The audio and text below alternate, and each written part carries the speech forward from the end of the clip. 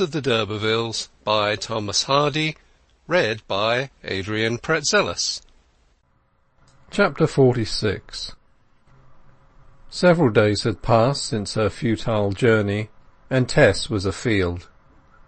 The dry winter wind still blew, but a screen of thatched hurdles erected in the eye of the blast kept its force away from her. On the sheltered side was a turnip-slicing machine, whose bright blue hue of new paint seemed almost vocal in the otherwise subdued scene. Opposite its front was a long mound or grave, in which the roots had been preserved since early winter. Tess was standing at the uncovered end, chopping off with a billhook the fibres and earth from each root, and throwing it after the operation into the slicer. A man was turning the handle of the machine, and from its trough came the newly cut swedes, the fresh smell of whose yellow chips was accompanied by the sounds of the snuffling wind, the smart swish of the slicing blades, and the choppings of the hook in Tess's leather-gloved hand. The wide acreage of blank agricultural brownness, apparent where the swedes had been pulled, was beginning to be striped in wales of darker brown, gradually broadening to ribbons. Along the edge of each of these something crept upon 10 legs, moving without haste and without rest up and down the whole length of the field. It was 2 horses and a man, the plough going between them, turning up the cleared ground for a spring sowing. For hours nothing relieved the joyless monotony of things. Then, far beyond the ploughing teams, a black speck was seen.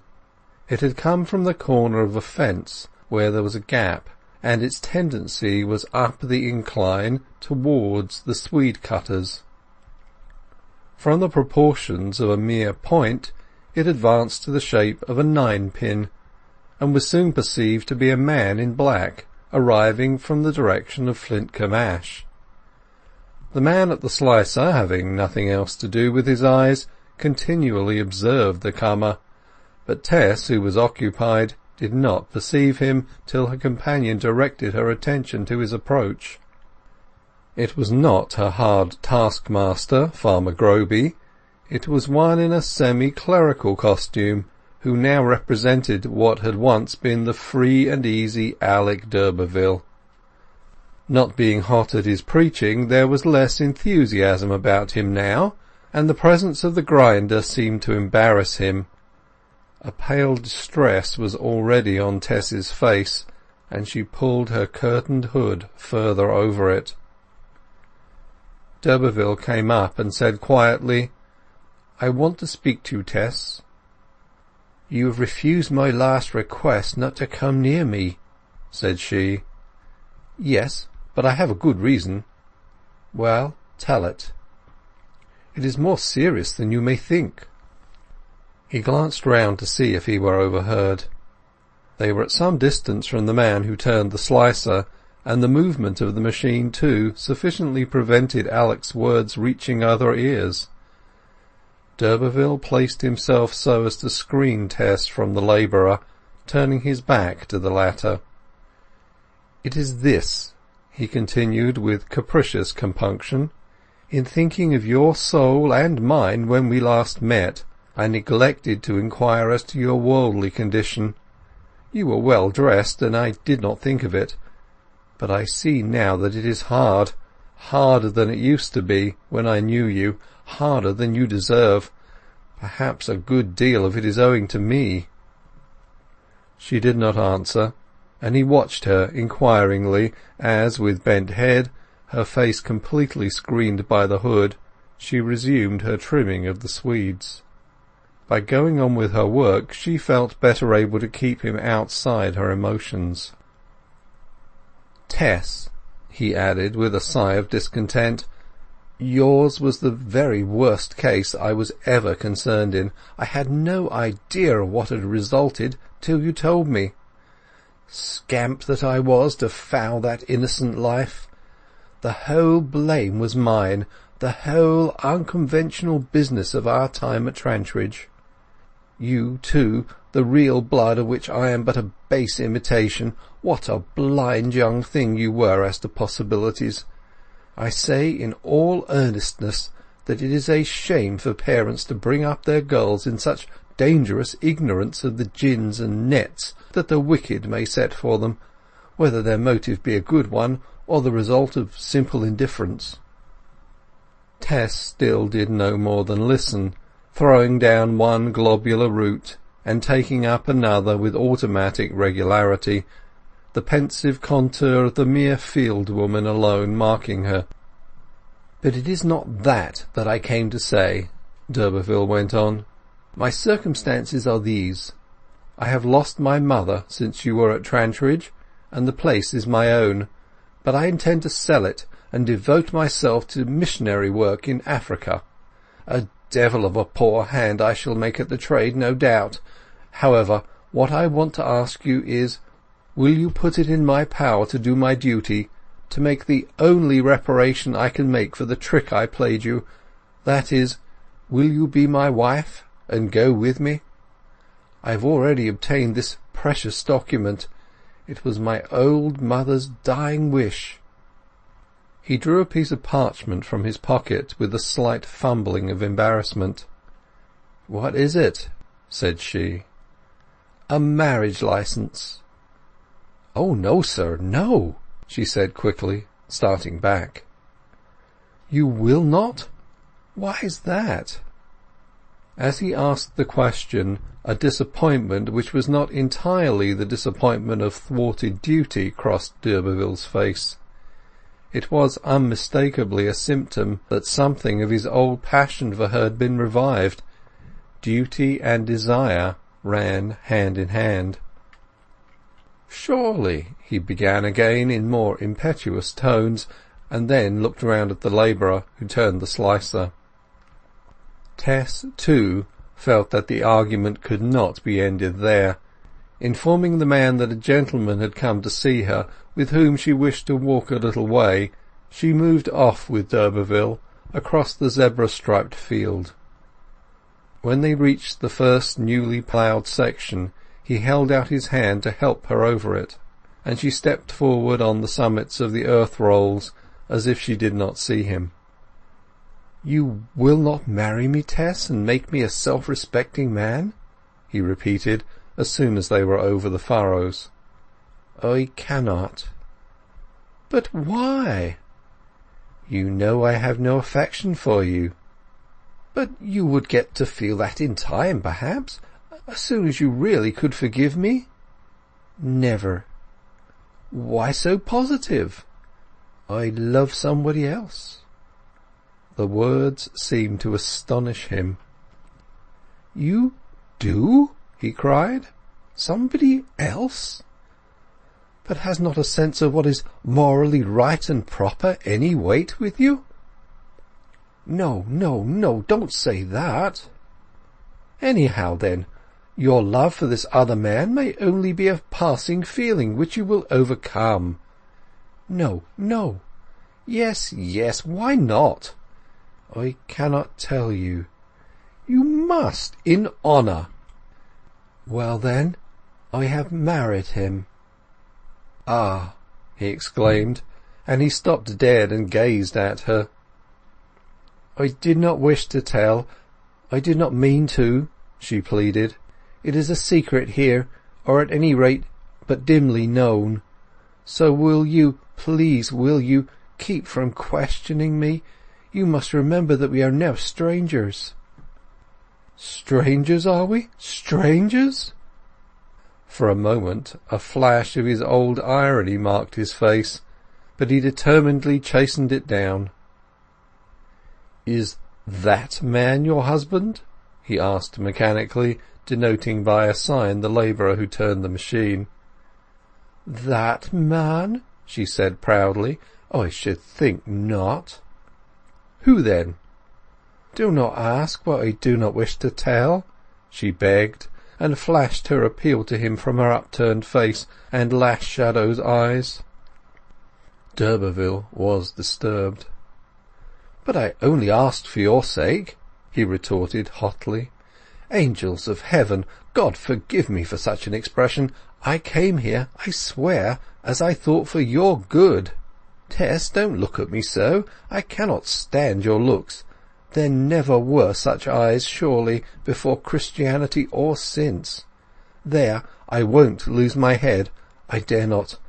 I own that the sight of you had wakened up my love for you, which I believed was extinguished with all such feelings.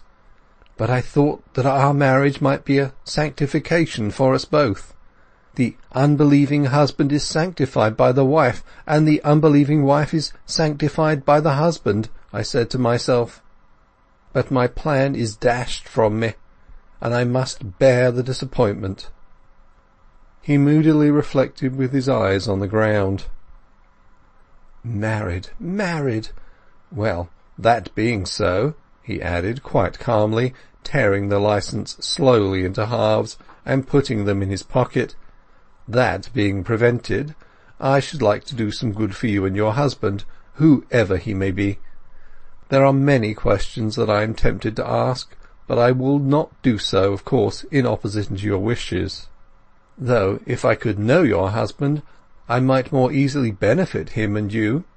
Is he on this farm?" "No," she murmured. "He is far away." "Far away? From you? What sort of a husband can he be?" "Oh, do not speak against him. It was through you he found out." "Ah, it is so. That's sad, Tess." "Yes.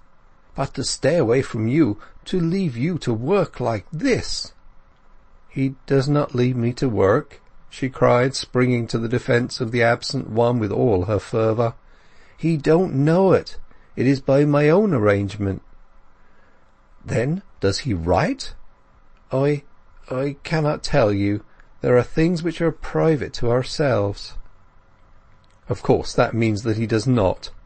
You are a deserted wife, my fair Tess." In an impulse he turned suddenly to take her hand. The buff glove was on it, and he seized only the rough leather fingers which did not express the life or shape of those within. "You must not, you must not!" she cried fearfully, slipping her hand from the glove as from a pocket and leaving it in his grasp. "Oh, will you go away, for the sake of me and my husband? Go, in the name of your own Christianity." Yes, I will," he said abruptly, and thrusting the glove back to her he turned to leave.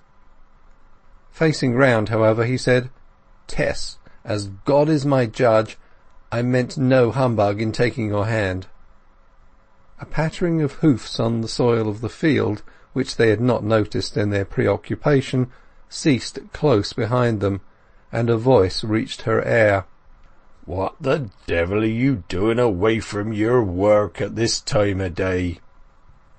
Farmer Groby had espied the two figures from the distance, and had inquisitively ridden across to learn what was their business in his field. "Don't speak like that to her," said d'Urberville, his face blackening with something that was not Christianity. "Indeed, mister, and what mid-Methodist parsons have to do with she?"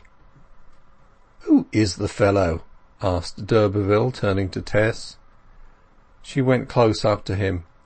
"Go, I do beg you," she said. "What, and leave you to that tyrant? I can see in his face what a churl he is." "He won't hurt me. He's not in love with me. I can leave at Lady Day." "Well, I have no right to obey, I suppose, but, well, goodbye."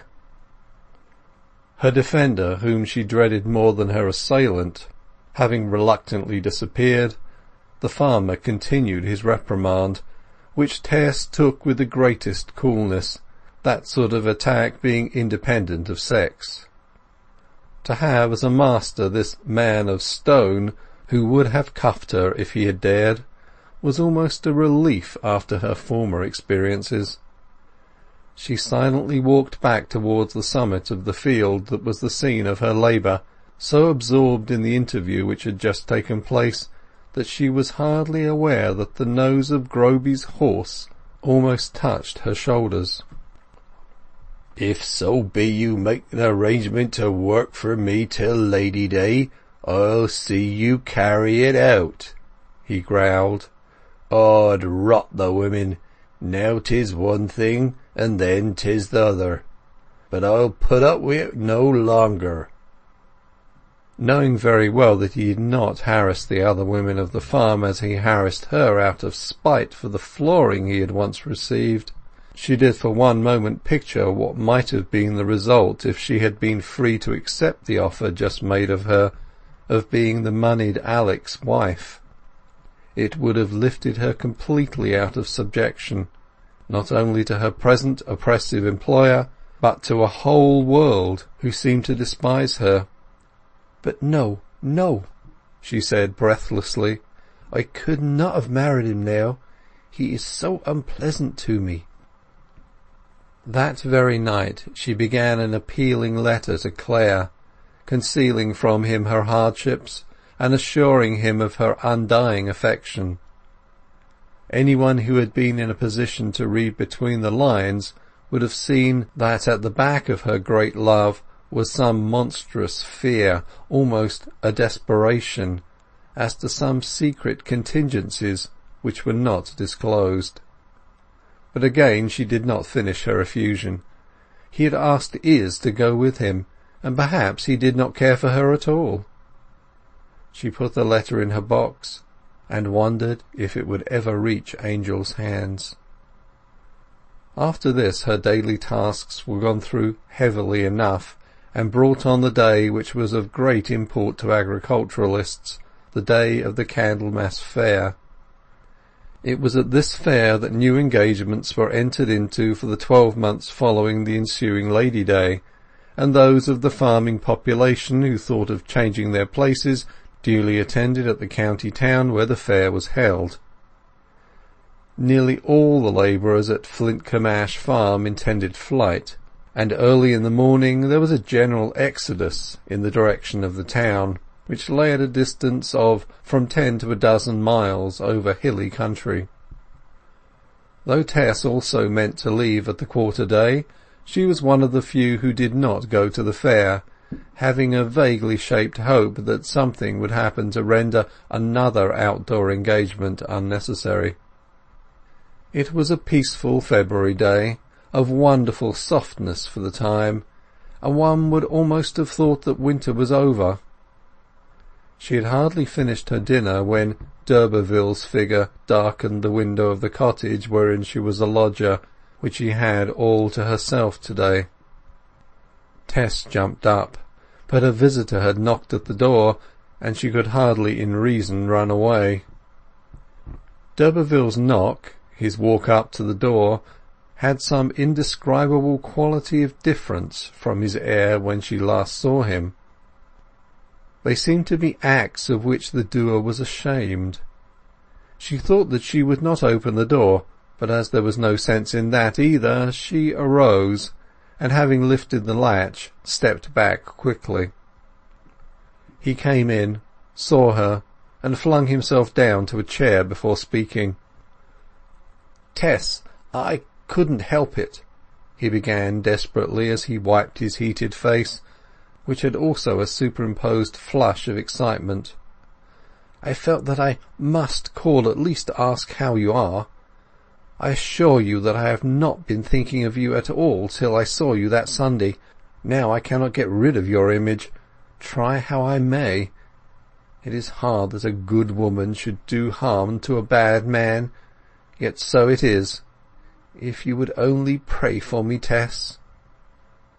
The suppressed discontent of his manner was almost pitiable, and yet Tess did not pity him. "How can I pray for you," she said, "when I am forbidden to believe that the great power who moves the world will alter his plans on my account?" "You really think that?" "Yes. I have been cured of the presumption of thinking otherwise."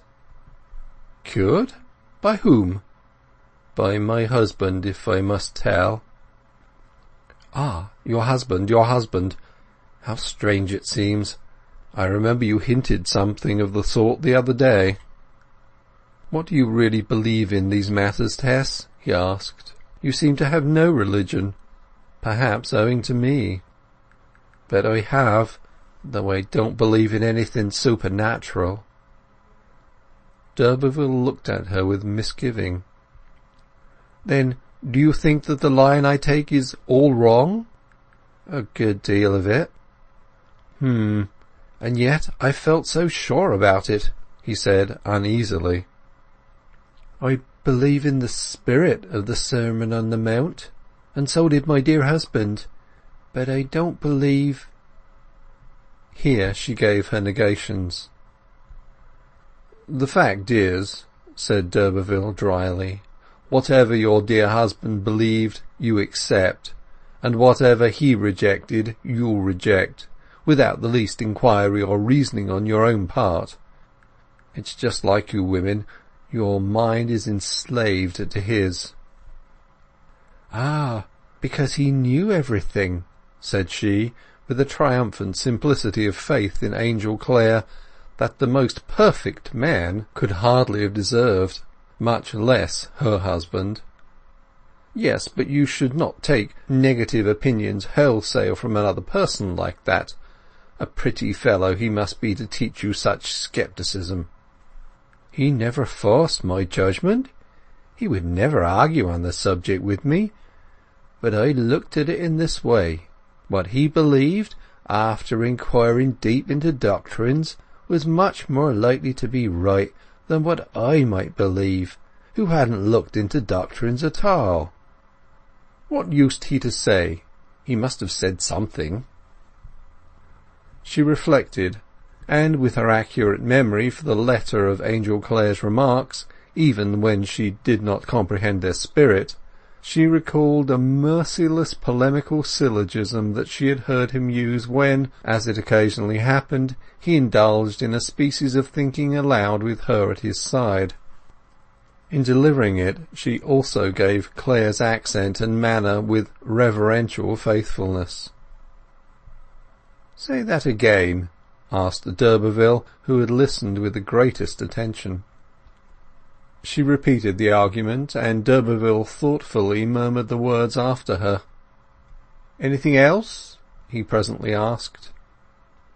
"He said at another time something like this," and she gave another, which might possibly have been paralleled in many a work of the pedigree, ranging from the Dictionnaire philosophique to Huxley's essays. "Aha! How do you remember them?" "I wanted to believe what he believed, though he didn't wish me to, and I managed to coax him to tell me a few of his thoughts. I can't say I quite understood that one, but I know it is right." Fancy your being able to teach me what you don't know yourself." He fell into thought. "And so I threw in my spiritual lot with his," she resumed. "I didn't wish to be different. What's good enough for him is good enough for me." "Does he know that you are as big an infidel as he?" "No, I never told him, if I am an infidel." "Well, you are better off today than I am, Tess, after all. You don't believe that you ought to preach my doctrine, and therefore do not despise to your conscience in abstaining. I do believe I ought to preach it, but, like the devils, I believe and tremble, for I suddenly leave off preaching it, and give way to my passion for you." "How?" "Why," he said aridly, "I have come all the way here to see you today. But I started from home to go to the Casterbridge Fair, where I have undertaken to preach the word from a waggon at 2:30 this afternoon, and where all the brethren are expecting me this minute. Here's the announcement." He drew from his breast pocket a poster whereupon was printed the day, hour, and place of meeting, at which he, d'Urberville, would preach the gospel as aforesaid. "But how can you get there?" said Tess, looking at the clock. "I cannot get there. I have come here." "What? You've really arranged to preach, and—" "I have arranged to preach, and I shall not be there, by reason of my burning desire to see a woman whom I once despised. No, by my word and truth, I never despised you. If I had, I should not love you now. Why I did not despise you was on account of your being unsmirched in spite of all. You withdrew yourself from me so quickly and resolutely when you saw the situation. You did not remain at my pleasure. So there was one petticoat in the world for whom I had no contempt, and you are she. But you may well despise me now. I thought I worshipped on the mountains, but I find I still serve in the groves. Ha ha!" "Oh, Alec d'Urberville, what does this mean? What have I done?" "Done?" he said, with a soulless sneer in the word. "Nothing intentionally, but you have been the means, the innocent means of my backsliding, as they call it.